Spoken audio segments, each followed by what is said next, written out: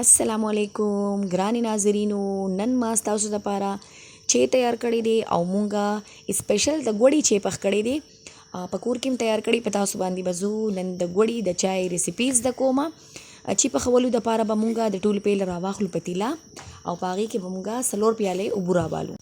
لکه نارملی چې کله په ټي وي کې یا په موبایل کې تاسو د چی ریسیپي ګورئ نو هغوی یو پیاله یا دوه پیالې چای باندې کړي او په هغې کې هغوی دوه درې پیالې پی ور واچئ او بیا به یې چای داسې جوړوئ. خو زمونږ نارملی زمونږ په کورونو کې داسې نه وي. مونږه دغه 10 پیالې 12 پیالې 8 پیالې د کسانو متعلق چای پخو او په هغې کې په لږو پیو کې تیارو. نن مونږه هغه طریقه کوو د دې سره نو 15 پیالې چای به پخو. د هغې دپاره سلور پیالې اوبه م راواغستې، یو چکه یم پکې ګوړه واچوله او ګوړه م ښه ښکلې وخوټ کوله او په دې کې به یو چمچ مونږ توري پتي واچو. توري پتي مونږ کلاو راوړو. کو تاسو چېرته ډبې استعمالوئ تاسو د خپل چې ته وګورئ د هغې مطابق پکې تاسو پتي اچولی شئ او چې به مونږ سم ښکلې وخوټ کوو. د یو منټ دپاره به یې وخوټ کوو. د دې سره به د چي نه کلر ښکلې راوځي رنګ او زمونږ چې به ښکلې. د دې سره د چینو اچولو ضرورت نشته. مونږه د دې چې مطابق ګوړه راغستې وه تاسو پکې کوپي کوئ نو نور چینی پکې اچولی شئ او اوس چې سم صحیح وخوټ کېدو نو اوس به په دې کې مونږه پی واچو. دا مونږ دې له د 70 روپو پی راوړي دي. نارملی 2 پیالې پی دي او سلور پیالې زمونږ اوبه وې نو دا ټوټل زمونږ سره 6 پیالې چای شو او دا چای به مونږ اوس لږ ساعت خوټ کوو چې دا ښه ښکلې وخوټ کېږي نو زمونږ چای به تیار شي. د چی د پاره خوټ کېدل ډیر زیات بهحده ضروری دي.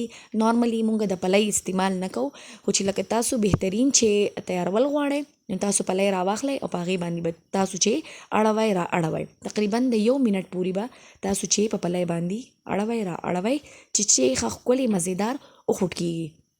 چې کله چې وخوټ کېږي نو بیا به مونږه چې په چانک کې اچو او د دې دپاره ما د شیشې چانک راغستې چې تاسو ته دا چې نور هم ښکلی ښکاري.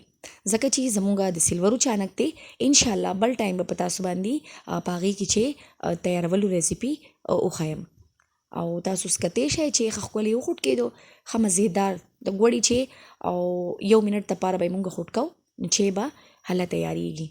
اوس چې تیار شو اوس به مونږ په دې پسې چوله آف کوو او خپل چې به مونږ په چانک کې واچو او دې له ما ښه ښکلې د شیشې چانک راغستې. تاسو چانک کتی شئ که ستاسو کره د شیشې چانک نه نو د سلورو یا د سټیلو په چانک کې یا په ترماس کې هم اچولی شئ. په دې باندې څو پابندي نشته.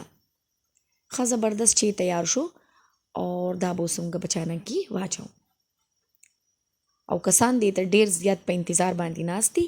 سهار وختي او د مازدیګر د مونځ نه پس د کور کسان د چې په انتظاري نو ټول چې به په چانک کې واچو او تاسو کتی شئ. ډېر زبردست چې زمونږ تیار شو او اوس مونږ په دې باندې سر کېدو او دا به د ویسو خپلو کورواله له اچو او تاسو به وګورئ چې زمونږ چې څنګه تیار شوي دي. د نورو ریسیپیز دپاره زمونږ د یوټیوب چینل سره اوسئ. دلته بلها شي ویډیوګان دي کوم چې د ټیلینار په نیټ باندې اپلوډ کړي دي او امید لرم چې تاسو ته به احساس وي چې دا ویډیوګانې به موږ څونه په تکلیف اپلوډ کړي. نو پلیز موږ سپورټ کوئ، ویډیوز وګورئ. د ویډیو کتلو ډېره مننه. د خدای په امان.